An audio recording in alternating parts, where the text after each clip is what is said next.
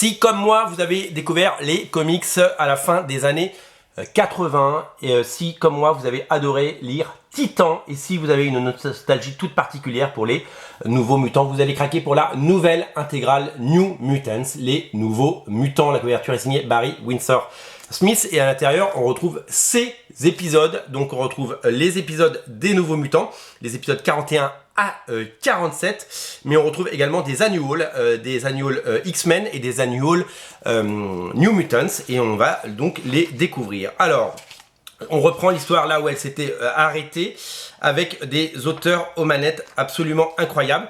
Et moi je me souviens de cette époque, au dessin c'est Jackson Guice, comment on dit, Guice, qui est aux manettes. Alors vous connaissez Jackson Guice parce que il a changé de nom plus tard, il s'est appelé Butch Guice. Et puis sous le nom Butch Guice, il a évidemment fait des merveilles, hein, que ce soit sur les Avengers, sur Captain America, ou sur des séries comme Velvet par exemple, et que c'est vraiment devenu un auteur incroyable. Alors moi je me souviens de cette époque parce que c'est vraiment, alors ça date de 86-87, mais en France ça a dû arriver en 88-89.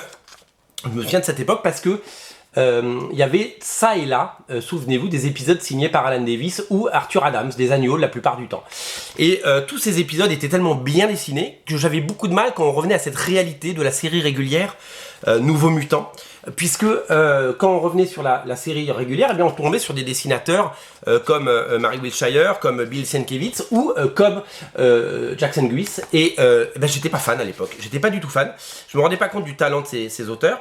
Et je me rendais pas compte, alors je me souviens de ces couvertures et ces pages iconiques évidemment, ça c'est des souvenirs d'enfance pour la vie, avec Lila Cheney notamment, son arrivée. Et je comprenais pas pourquoi la promesse de la couverture n'était pas à l'intérieur, je me disais mais c'est du vol quoi, on a des dessinateurs qui savent pas dessiner.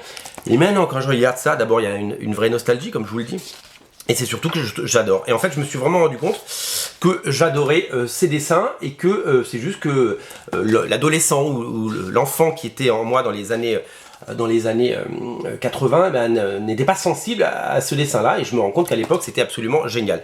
Je me souviens de cette case là où Lila Cheney saute au cou de Sam et lui fait Sam et qu'elle est trop contente de le voir.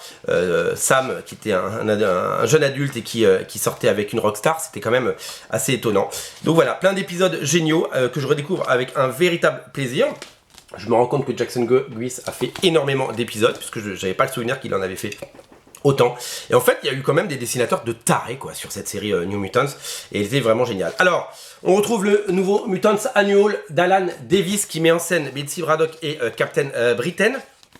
Un épisode qu'on a pu voir récemment également, donc ça fait édité 2 fois le même mois, dans 2 albums différents, dans l'omnibus Captain Britain.